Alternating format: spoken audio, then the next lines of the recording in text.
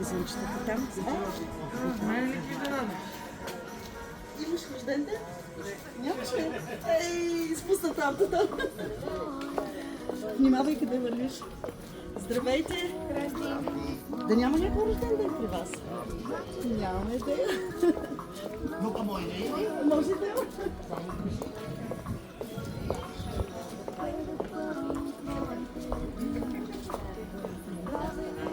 Здравейте! Валя, има ли тук? Валя?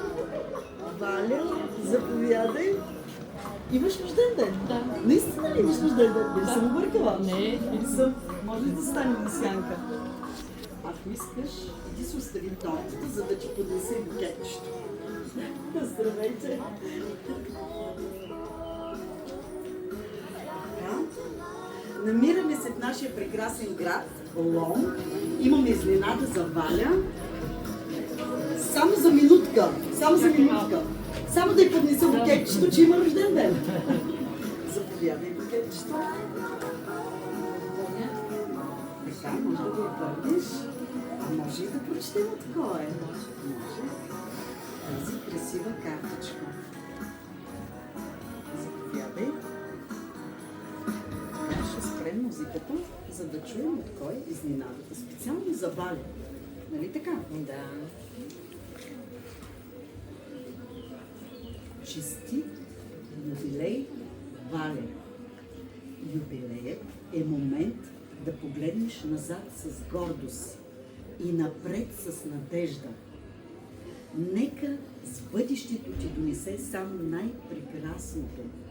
Бъди като брилянт, сияйна и красива, и устойчива на времето. Нека всичко, което те заобикаля, ти носи радост и хармония. Бъди здрава, щастлива, успешна във всичко, което предприемаш. Това са мама и Буба. Така и предположи. Така ли предположи? А кои са те мама и Буба? Мама вече да. Мама си е мама. Така? И Буба. И значи от майка ти и от сестра ти е за една. Хайде да им кажем няколко думички тук. Че ви обичам. Обичам Ива и ви благодарим много за изненадата. Целувки от Валя, защото тя сега не може да говори, нали така?